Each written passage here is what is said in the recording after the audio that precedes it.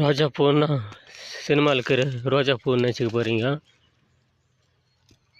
இது நம்ம கொல்லையில் இருக்கிற தானாக வர ரோஜா பூவை நம்ம கல்றோம்.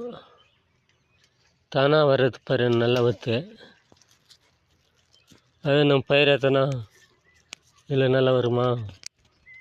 அவ்வளோ கஷ்டம்.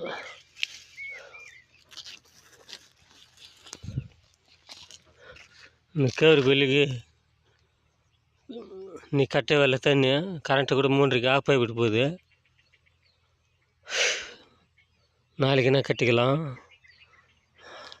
வேலை அத்தினி வேலை செய்ய முடியல. மாடு பார்க்குதா அது பார்க்குதா.